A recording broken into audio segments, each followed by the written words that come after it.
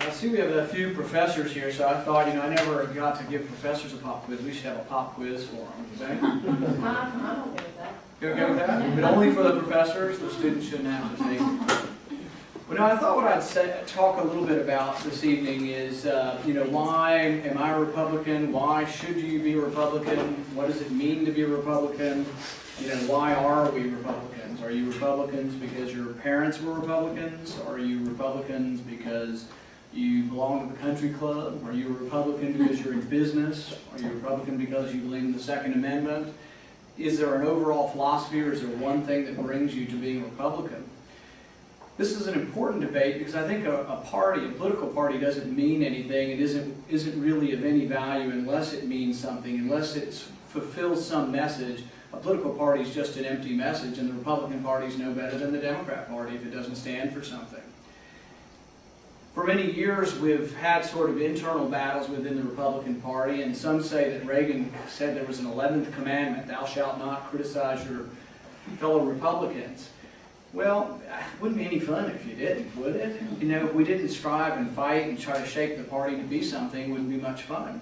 And besides Reagan's commandment, I'm not sure if it really was true anyway. I was there in 1976 at the convention in Kansas City, and I was 13 years old at the time, and it was a raucous place. The delegates were exactly evenly split, 50-50. I mean, nobody knew who was going to win. It's probably the closest convention of the last century. There were a few states that had undecided votes, and everybody was jockeying for those states.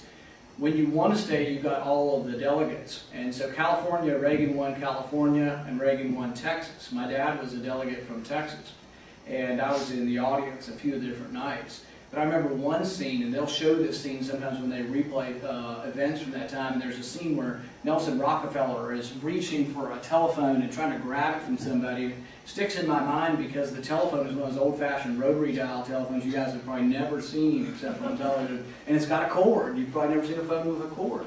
But anyway, he's wrestling with somebody over this, and here's Nelson Rockefeller, who's a billionaire, but he also represents a wing of the party. Back in those days, there were people we called the Rockefeller Republicans. We didn't really like them. We were the Reagan Republicans. But that was sort of the more Eastern establishment, or the more liberal wing of the Republican Party. So the Republican Party hasn't always been monolithic. You can go back even farther than that, and you say, well, what does it mean to be a Republican? Do most Republicans say that they're conservative? I'd probably say the vast majority say they're conservative, but what does that mean? There was a book written in the 1964 election by Barry Goldwater and called The Conscience of the Conservative. And a lot of us harken back to that, and there may be even some in this room who might remember that time, but a lot of people kind of got started. My dad was active in that campaign. Hillary Clinton was active in that campaign for Goldwater. I don't know what happened, but there's a famous quote from that book that I like, and it begins, I have little interest in streamlining government or in making it more efficient, for I mean to reduce its size. I do not undertake to promote welfare, but rather I propose to extend freedom. My aim is not to pass bills, but to repeal bills. My aim is not to initiate programs, but to cancel old ones that do injustice to the Constitution. I will not attempt to discover whether legislation is needed before I have first determined whether it is constitutionally permissible. And if I am later attacked for neglecting the interests of my constituents, I shall reply that I was told that the interests of my constituents were liberty, and in that cause I'm doing the best that I can. Now, it's a famous quote from Barry Goldwater's book, but it tells a little bit about maybe what it meant to be a conservative. That we weren't about passing new laws necessarily, we were about repealing bad ones, and that we felt like the Constitution should be a guide as to what government does in Washington. You'll hear people refer to enumerated powers. I think there are 29 enumerated powers in the Constitution. Our government now does thousands upon thousands of things. None of them are justified by the Constitution. We recently passed a bank bailout bill. This was passed with the approval of George Bush, Mitch McConnell, and many other Republicans. Jim Bunning voted against this bill. But you ask yourself, is it constitutional? Is there anything in the Constitution that says about the government buying banks, private banks, and owning stock in banks?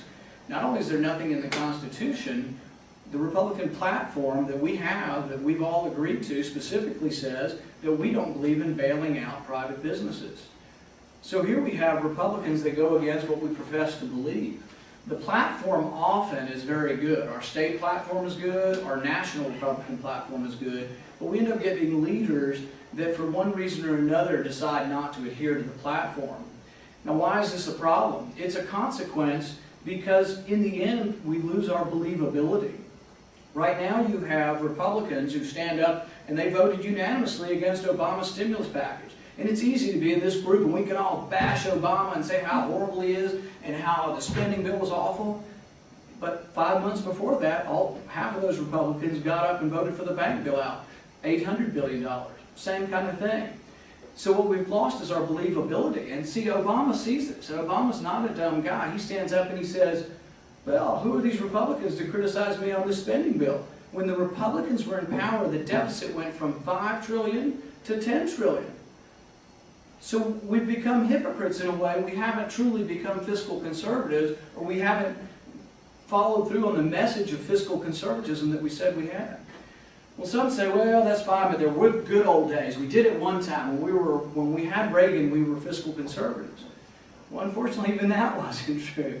When Reagan was elected in 1980, the first bill they passed was called the Graham-Latta Bill of 1981, and Republicans pegged it as this great step forward. Well, Jimmy Carter's last budget was about $36 billion in debt. Well, it turns out Reagan's first budget turned out to be $110 billion in debt. And each successive year, the deficit rose throughout Reagan's 2 terms. Now, if you're a Republican apologist, you just simply say, oh, we had the Cold War, we had to do something.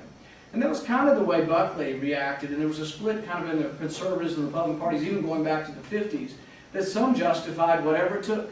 Government could be a leviathan, government could be huge and overreaching because we had to stop communism. But after the Cold War, we don't even have that excuse anymore for why government continues to grow and grow and grow.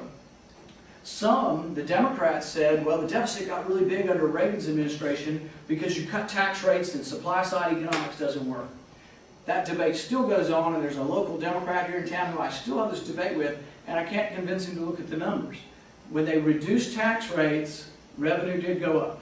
So there is a certain amount of supply-side economics that does work. If you lower marginal tax rates, revenue often will go up. Not always, but often will go up. So in the 1980s, we did lower the brackets. You might have had a 60% bracket down to 40%, 40% went to 30, 30 went to 25. Reagan did bring the tax rates down. And if you look at tax revenue in 1981, 82, 83, 84, tax revenue did rise.